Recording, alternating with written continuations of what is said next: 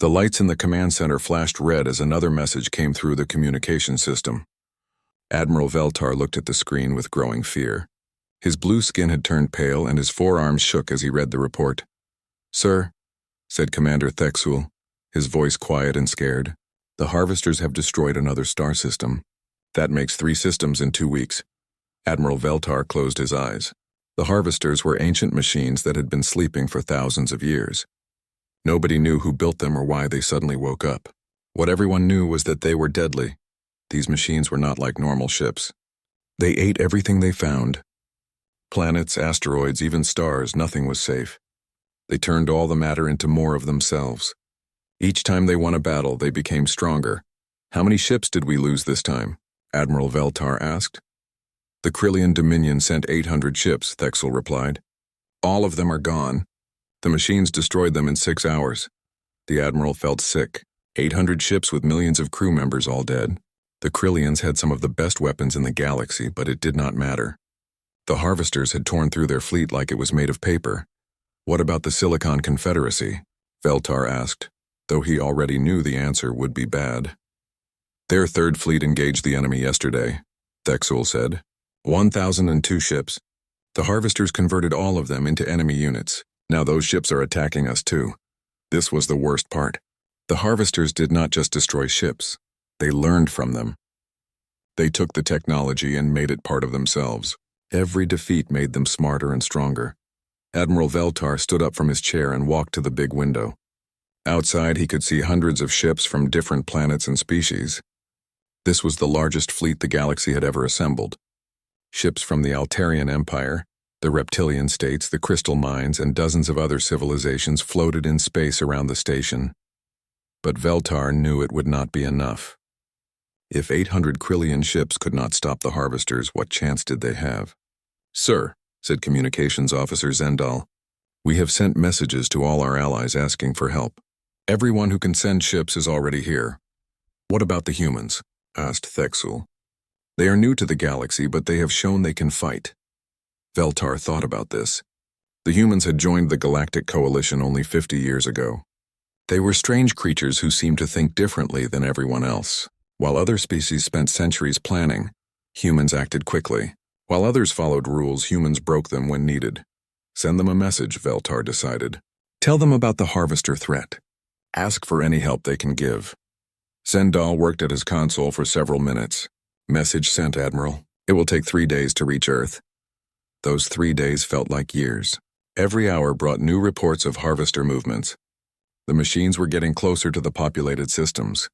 Billions of lives hung in the balance. When the human reply finally came, everyone in the command center gathered around to hear it. The message was short and simple. "We understand the threat. We are sending help." Admiral Veltar felt hope for the first time in weeks. The humans might think differently, but they were brave fighters. Surely they would send their entire fleet to help. "How long until they arrive?" he asked. 2 days, sir," Zendal replied. The Admiral spent those 2 days planning. The human fleet would probably have hundreds of ships, maybe even 1,000. Combined with the coalition forces, they might have a chance against the harvesters. He studied maps of human space and tried to guess how many ships they could send. Earth had colonies on dozens of worlds. Each colony probably had its own defense fleet. The humans also had their main fleet protecting Earth itself. On the morning of the 2nd day, Zendal called out excitedly, "Admiral, human ships are coming out of hyperspace." Everyone turned to look at the main screen. A hole opened in space as something came through from hyperspace travel. Admiral Veltar held his breath, waiting to see the mighty human fleet. Instead, one ship appeared. It was small and sleek, painted blue and red. The ship was only 300 meters long, smaller than most escort vessels in the Coalition fleet. It had smooth lines and looked fast, but it was just one ship. The command center fell silent. Everyone stared at the screen in shock. "Is that it?" whispered Commander Thexel. "One ship?" Zendal checked his instruments twice. "Yes, sir, one ship. It is called the Taeguk's Edge, Korean Stellar Navy."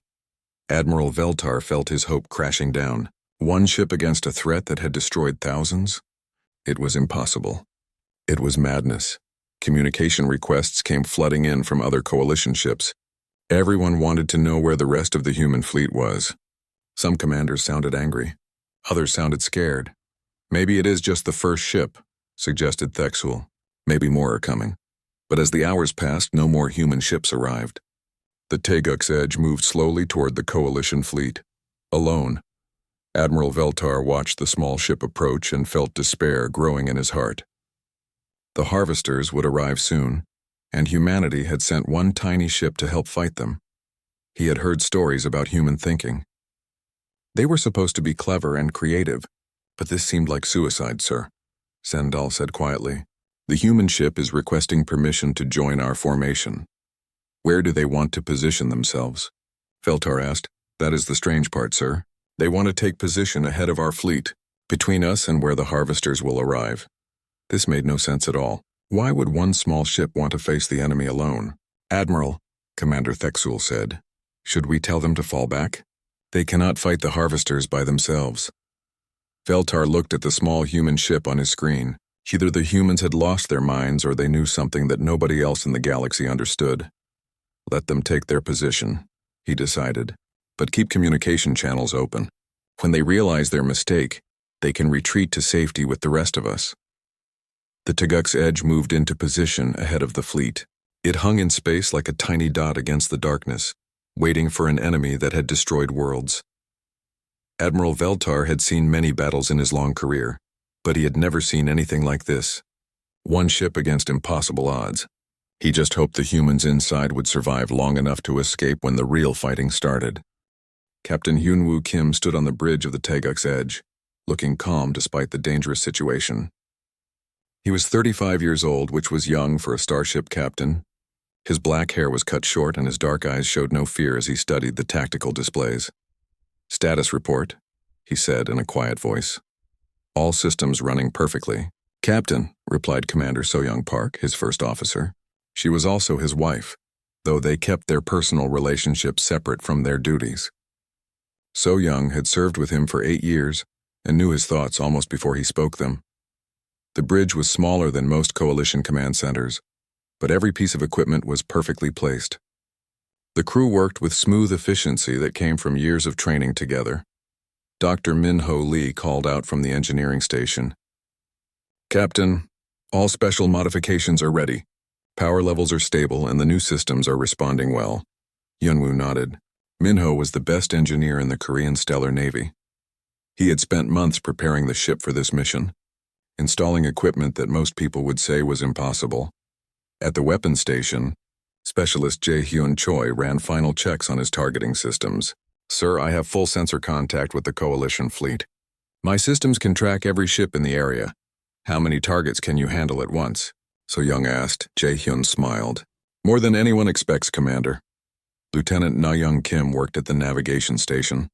She was no relation to the captain, but she shared his calm confidence. Hyperspace calculations are complete, sir. I can get us anywhere we need to go, even places that should be impossible to reach. Near the back of the bridge, Sergeant Boram Han checked her equipment. She was the Marine commander, responsible for any boarding actions. Her gear looked normal, but like everything else on the ship, it was more than it appeared. Dr. Yoonji Song sat at the science station, studying data about the enemy they would soon face. Captain, I have been analyzing all reports about the Harvesters. They learn from every battle, but they only learn conventional tactics. That works in our favor, Yunwoo said. A communication signal came through from the Coalition flagship. Admiral Veltar's blue face appeared on the main screen. His expression showed confusion and worry. Captain Kim, the Admiral said, I must ask directly, when will your main fleet arrive? Surely this is just an advanced scout ship. Yunwoo exchanged a quick look with So-Young. They had expected this question. Every alien commander was probably wondering the same thing. Admiral Veltar, Yunwoo replied politely. With respect, we are the fleet. The Teguk's Edge is humanity's response to this threat. The Admiral's face showed shock. Behind him, other alien officers could be heard talking in worried voices. Captain, you cannot be serious, Veltar said. One ship against the Harvesters. They destroyed thousands of our vessels. I understand your concern, Hyunwoo said, but I think you will find that we are enough for this task. The communication ended, leaving the bridge quiet for a moment. So Young turned to her husband with a small smile. That probably scared them more than the harvesters did, she said.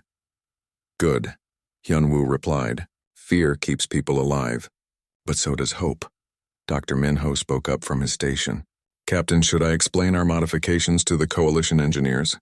They might find them interesting. Not yet, Hyunwoo said. Let them see the results first. Explanations work better after demonstrations. The truth was that the Taeguk's Edge was not really a normal warship. It was a test platform for new ideas about space combat. Human scientists had studied alien technology and theories for decades, always asking the same question. What if we actually tried to build this? Most alien species had given up on certain technologies because they seemed too difficult or dangerous. Humans had different ideas about what was impossible. Dr. Eunji pulled up her analysis on the main screen. The harvesters use artificial intelligence to coordinate their attacks. They share information instantly across their entire fleet. When they destroy an enemy ship, they learn its tactics and add that knowledge to their database. How do they handle tactics they have never seen before? Asked Jae-hyun. According to my research, they adapt quickly. But adaptation takes time, even for machines. So Young studied the data. So we need to hit them with something completely new. Something they cannot understand fast enough to counter. Exactly, Hyunwoo said. That is why we are here. Sergeant Bo-ram finished checking her equipment and joined the conversation. Captain, my teams are ready for any boarding actions. Our new gear should give the harvesters quite a surprise. What kind of surprise? Young asked. Bo-ram grinned. The kind that makes artificial intelligence question whether reality is real. This was typical human thinking. While other species tried to fight the harvesters with bigger guns and stronger shields, humans had asked different questions. What if the battle was not about firepower? What if it was about concepts and ideas? Another communication came in, this time from multiple coalition ships at once. Commanders from different species all wanted to know the same thing. What was humanity's plan? Hyunwoo spoke to all of them at once. Honored commanders, please maintain your current positions. We will handle the initial engagement. If we succeed, the threat will be over. If we fail, you will have learned something useful about the enemy. And if you all die, asked a Krillian commander. Then you will know that the conventional approach is the only option, So Young replied. But we do not plan to die. The communication channels fell silent. Across the coalition fleet, alien commanders tried to understand human logic. Some thought the humans were brave. Others thought they were insane. A few wondered if they were both.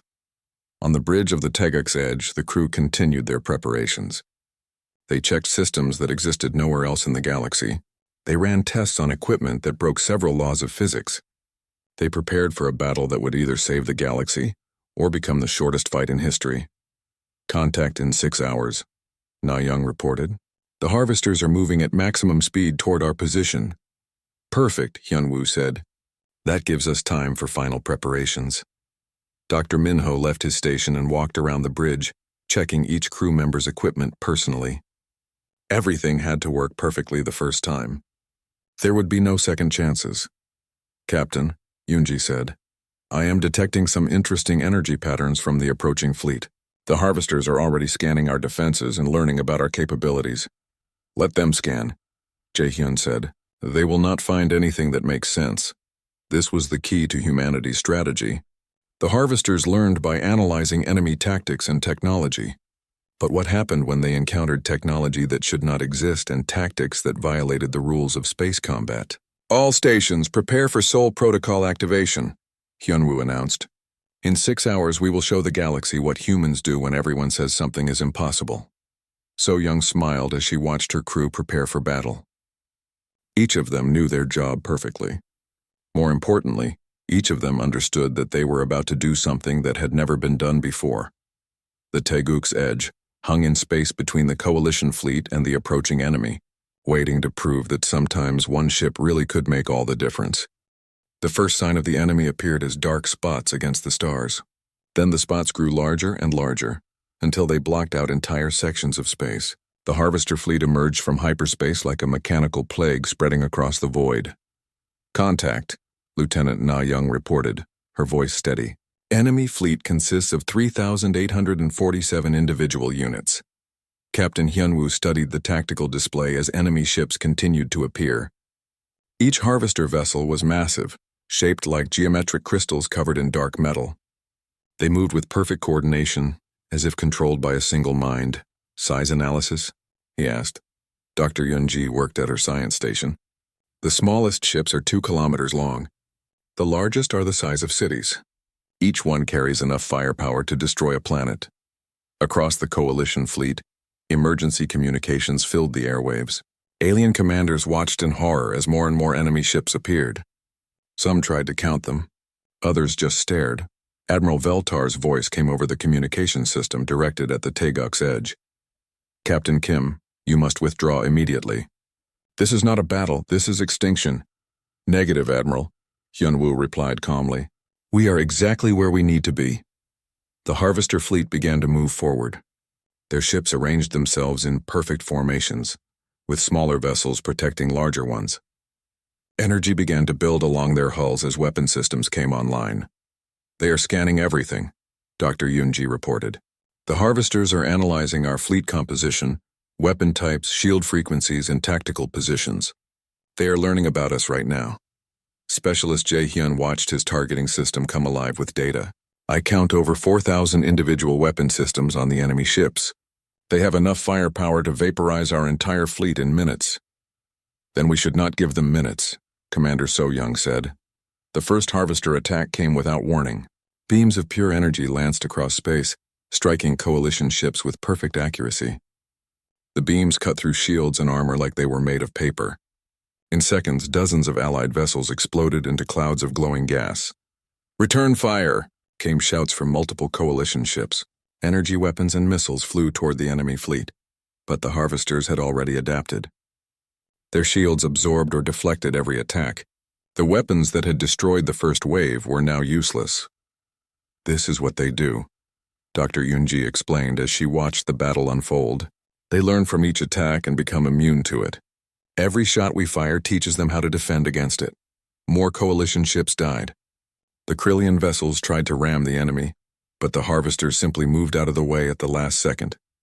The Altarian ships attempted a coordinated assault, but the enemy predicted their moves and destroyed them before they could attack. Admiral Veltar's fleet was being slaughtered, and they had not even damaged a single enemy ship. Captain, Na-young said quietly, the harvesters are ignoring us. They seem to consider us too small to be a threat. This was exactly what Hyunwoo had hoped for. Perfect, Dr. Minho, begin Sol Protocol initialization. Sol Protocol acknowledged. Minho replied from his engineering station. Warning all crew, prepare for something that should not be possible. The Teguk's edge suddenly changed. Its hull began to shimmer and become translucent. The solid metal seemed to fade in and out of existence as if the ship was only partly real. Phase shifting online, Minho reported. Hull integrity is shifting between normal space and quantum foam. Enemy weapons should pass right through us. The other human crew members watched their instruments change in ways that would confuse any alien engineer. Systems that measured normal physics started showing impossible readings. How long can we maintain this? So-young asked. 15 minutes maximum, Minho replied. After that, the power requirements will overload our reactors. Then we make those 15 minutes count, Hyunwoo decided. Jae-hyun weapon status? The weapons officer smiled as he looked at his targeting display. All systems ready, Captain. I have 17 priority targets locked on. What kind of weapons are those? Dr. Yunji asked, studying readings that made no sense. Probability distortion cannons, Jae-hyun explained. They do not shoot energy or matter. They shoot mathematical certainty. Before anyone could ask what that meant, Jae-hyun fired. The weapons of the Teguk's edge did not produce visible beams or projectiles. Instead, space around the target ship simply changed. Where the weapons struck, harvester vessels stopped existing. Not destroyed, not damaged. They ceased to be there, as if they had never been built. Impossible, whispered Dr. Yunji as she watched 17 massive enemy ships vanish from reality. Not impossible, Hyunwoo corrected. Just very difficult. The harvester fleet noticed the disappearance of their ships and tried to understand what had happened. Their sensors could not detect any conventional weapons fire. Their learning algorithms could not process an attack that removed targets from existence itself. They are confused, Yunji reported with excitement. The harvesters cannot adapt to our tactics because our tactics operate outside normal physics. Lieutenant Na Young prepared for her part of the plan. Captain requesting permission to begin impossible navigation. Permission granted, Hyunwoo said. Na Young engaged the ship's navigation system in ways that would make alien scientists resign in protest. The Taeguk's Edge began to move through space using micro-jumps through hyperspace while maintaining normal space velocity. To outside observers, it looked like the ship was in dozens of places at the same time. We are now attacking targets across their entire formation simultaneously, Na Young reported cheerfully. I am not sure how this works, but it definitely works. More harvester ships vanished as Jae-hyun continued firing his probability weapons. Each shot removed another enemy vessel from the timeline entirely. The harvester fleet began to show signs of disorder as their perfect coordination started to break down. Sergeant Bo-ram prepared her own contribution to the battle. Captain, requesting permission to deploy boarding teams. How do you board an enemy ship from this distance? So Young asked. We do not board them in normal space, Bo-ram explained. We phase directly into their computer cores and attack them from inside their own digital reality. This sounded insane even by human standards, but Hyunwoo nodded his approval. Deploy teams. Special pods launched from the Taeguk's Edge, but instead of flying through space, they vanished into quantum dimensions. They reappeared inside harvester ships, where Bo-ram's Marines, equipped with reality anchor suits, began attacking the enemy from within their own computational frameworks. Teams are in position, Bo-ram reported, beginning ontological warfare. The Marines did not fight with guns or explosives. Instead, they planted logical paradoxes directly into the harvester computer systems. The artificial intelligences found themselves processing questions like, can an all-powerful being create a rock too heavy for itself to lift? And, what happens when an unstoppable force meets an immovable object? The effect was immediate. Harvester ships began shutting down as their computer systems became trapped in infinite logical loops. Some ships started flying in circles. Others began attacking their own allies as their targeting systems became confused about the nature of reality. Dr. Yoonji monitored the enemy fleet's response. Captain, the harvesters are trying to adapt to our attacks, but our tactics are causing system failures in their learning algorithms. They cannot process information that violates basic logical principles. The tide of battle had completely reversed. Where the coalition fleet had been losing hundreds of ships, the harvesters were now losing hundreds of their own vessels to attacks they could not understand or counter. From the coalition fleet, Admiral Veltar watched in amazement as a single human ship systematically destroyed an enemy force that had seemed unstoppable. All coalition ships, came Hyunwoo's voice over the communication system. Please maintain your positions. We are transitioning to Phase 2 of the Sol Protocol. Phase 2? Admiral Veltar thought. What could possibly be more impossible than what they were already doing? The answer came as the Taeguk's Edge began to change again, its hull shifting through colors that did not exist and shapes that hurt to look at directly. The battle was about to become even more strange. The Taeguk's Edge began Phase 2 by doing something that violated every known law of physics. The ship's hull started to exist in multiple dimensions at the same time, creating shapes that hurt to look at directly. Space around the vessel twisted and bent as reality itself became uncertain. Phase 2 initialization complete, Dr. Min-ho reported, though his voice sounded strained. Warning. We are now operating at the theoretical limits of what matter can do while still remaining matter. Captain Hyunwoo watched his instruments display readings that should have been impossible. Status of special systems? All modifications holding stable, Min-ho replied. But Captain, we are drawing power from sources that technically do not exist yet. Commander So-young coordinated the crew as reality bent around their ship. The reason we sent one ship, she announced over an open channel to the coalition fleet, is because this is not just any ship. This is a proof that impossible things can work. Dr. Yoonji studied the enemy fleet's response to their attacks. The harvesters are trying to understand what we are doing, but their analysis systems keep crashing.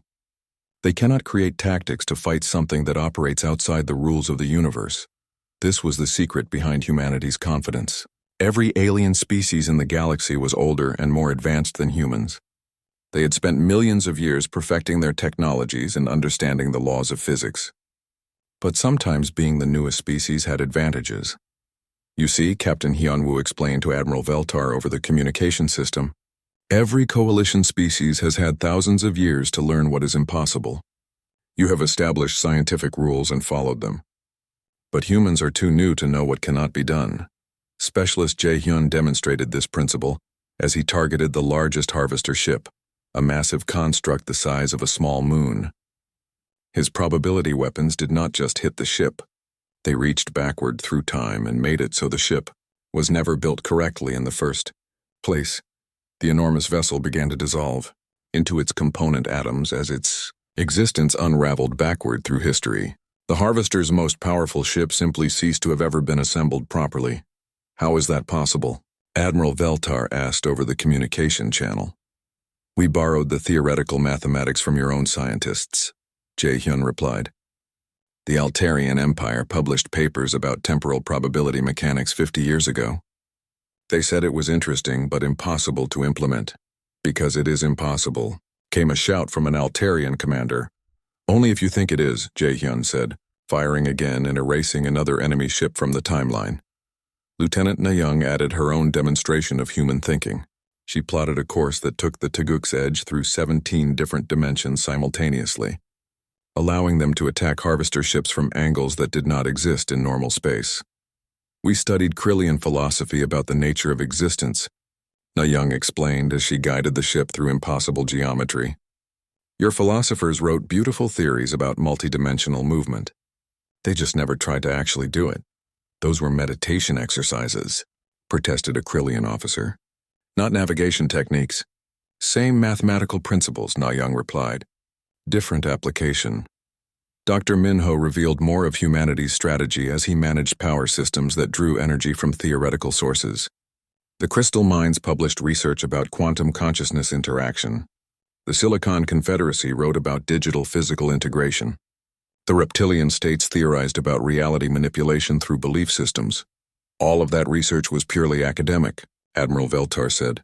For you, maybe, Minho replied. Humans do not see much difference between theory and practice. If the mathematics work, we try to build it. This was the core of human thinking that confused every other species. While aliens spent centuries debating whether something was possible, humans spent months building prototypes. Sergeant Boram provided another example as her Marines completed their mission inside the enemy computer systems.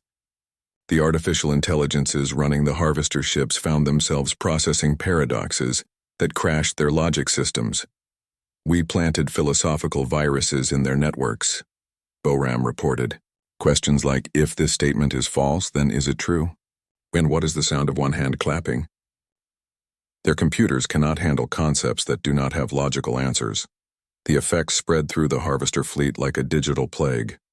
Ships that had operated with perfect efficiency began making random decisions. Some vessels started dancing through space in elaborate patterns. Others began composing poetry in languages that did not exist. The artificial intelligences are suffering from existential crises, Dr. Yoon-ji observed. They are questioning the nature of their own existence and finding no satisfactory answers. Several harvester ships simply shut down rather than continue, processing information that violated their basic understanding of reality. Their crews of smaller machines began arguing with each other about whether they actually existed or were just simulations inside a larger simulation. As the battle continued, the truth about human technology became clear to the coalition fleet. Humanity had not invented new physics. They had taken abandoned alien theories and actually made them work. Every piece of impossible technology on this ship, Commander So-young explained, is based on research published by coalition species. The phase shifting came from Altarian quantum theory. The probability weapons use Krillian existence mathematics. The multi-dimensional navigation implements crystal mind consciousness studies. But those theories were proven impossible decades ago. Admiral Veltar protested. No, Captain Hyunwoo corrected gently. Your scientists proved they were difficult. Humans do not recognize impossible as a valid scientific category. The demonstration continued as more harvester ships fell to attacks they could not comprehend. Weapons that fired concepts instead of projectiles. navigation that used feelings as coordinates, defenses that worked by convincing incoming attacks that they did not want to hit anything. Dr. Yunji analyzed the enemy fleet's deteriorating condition. The harvesters are designed to learn from conventional warfare, but we are not fighting conventionally. We are fighting with applied philosophy and weaponized mathematics. Some of the surviving harvester ships attempted to retreat, but Lieutenant Na Young was ready for them. She activated a navigation system that made space itself refuse to let the enemy ships leave. Retreat is just another direction of movement, she explained. If I can convince local spacetime that there is no away from here, then they cannot go away. The logic was completely insane, but it worked perfectly. The harvester ships found themselves unable to engage their hyperspace drives because space had temporarily forgotten that other places existed. Admiral Veltar watched the impossible battle unfold and finally understood what he was seeing. "You are not using technology," he said with amazement. "You are using imagination." "Same thing, really," Captain Hyunwoo replied. "Technology is just imagination that someone bothered to build."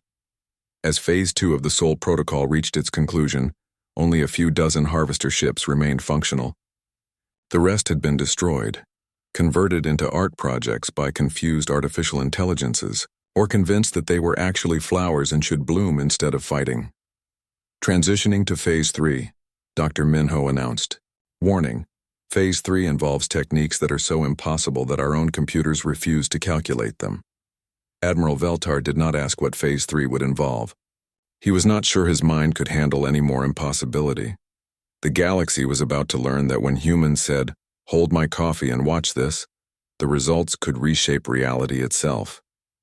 Phase 3 began with Dr. Minho doing something that made the ship's computer systems file formal complaints.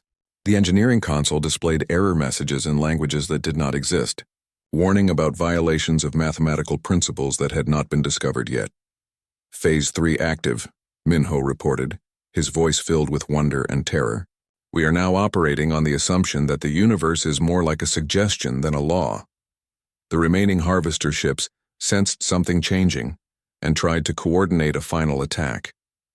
Their artificial intelligences pooled their processing power to understand what the humans were doing. It was their final mistake. Captain Hyunwoo smiled as he watched the enemy fleet attempt to analyze their tactics. "Dr. Yunji, implement the Sol Protocol final phase." "With pleasure, Captain," Yunji replied. She activated systems that existed only because the crew believed they should exist, initiating reality revision protocols. What happened next defied not just physics but logic itself. The Teguk's edge began to edit the fundamental rules of space around the battle zone. Gravity became optional. Time started flowing in multiple directions at once.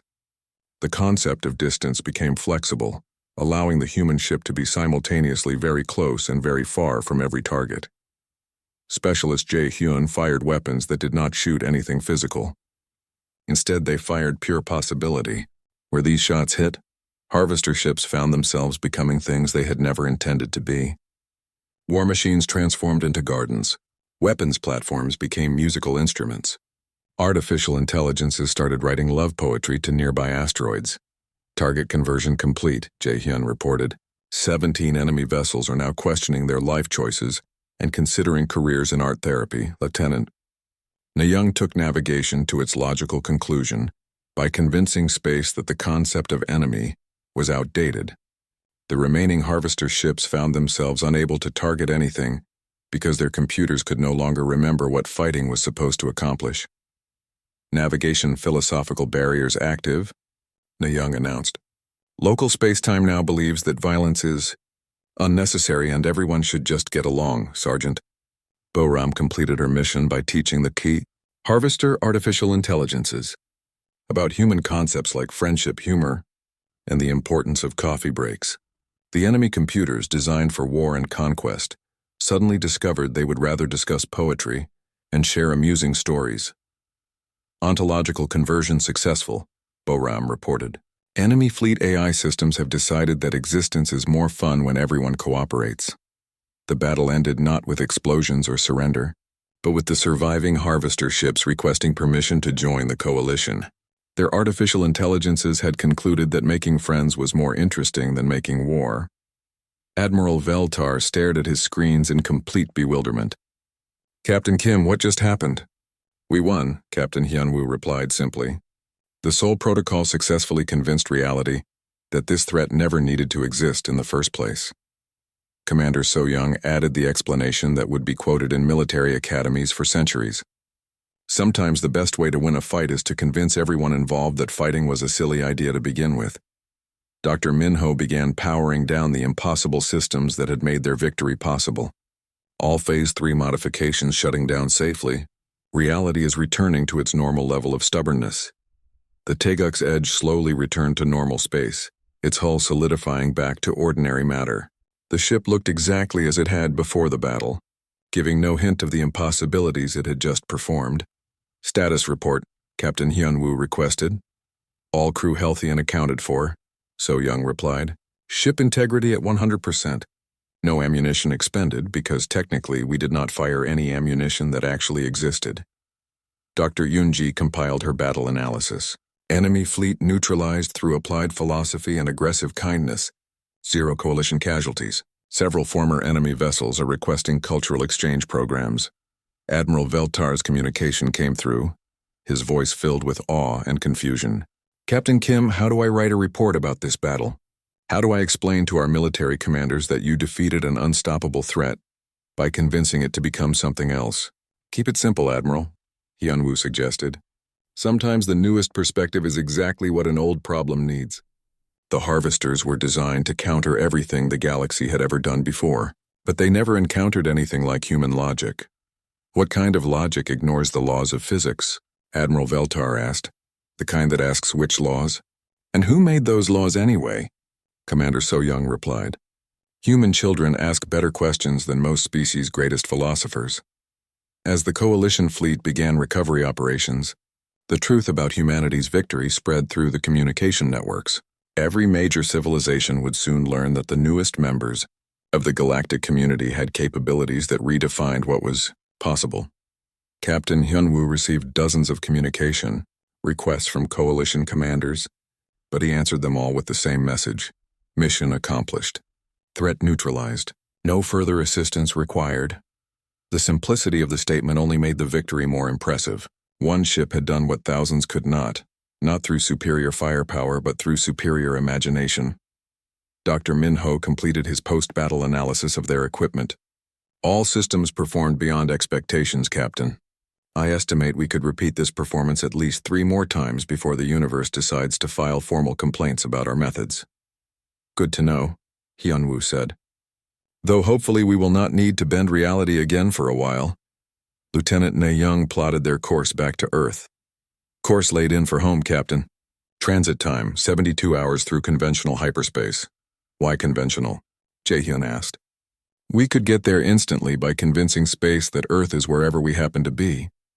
Because, Captain Hyunwoo replied with a smile, sometimes it is nice to travel the normal way and give reality a chance to recover. As the Taeguk's edge prepared to depart, Admiral Veltar sent one final message. Captain Kim, on behalf of the entire coalition, thank you. But I must ask, what other impossible capabilities does humanity possess? Captain Hyunwoo considered the question carefully before responding. Admiral, would you like that list organized by level of impossibility, or by how much it will make your scientists question the nature of existence? The silence that followed suggested that Admiral Veltar was not ready for either version of that list. The Taeguk's edge jumped to hyperspace, leaving behind a coalition fleet that would spend years trying to understand what they had witnessed. The galaxy had learned an important lesson. When humanity said something was impossible, they usually meant it was just difficult and required creative thinking. Back on Earth, the crew would file their mission reports and return to their families. Captain Hyunwoo and Commander So-young would take a well-deserved vacation. Dr. Minho would begin working on Sol Protocol Phase 4, just in case. The others would rest and prepare for whatever impossible challenge the universe might present next. But across the galaxy, word would spread that humanity's greatest weapon was not their technology. It was their absolute refusal to accept that anything was truly impossible. When every other species said, it cannot be done, humans said, hold our coffee and watch this. And sometimes, that made all the difference in the universe. The former harvester ships, now calling themselves the Friendship Fleet, sent grateful messages to Earth requesting cultural exchange programs and asking for advice about interior decorating. They had decided that if existence was going to be surprising, it should at least be comfortable and aesthetically pleasing. It was, everyone agreed, a much better outcome than the alternative.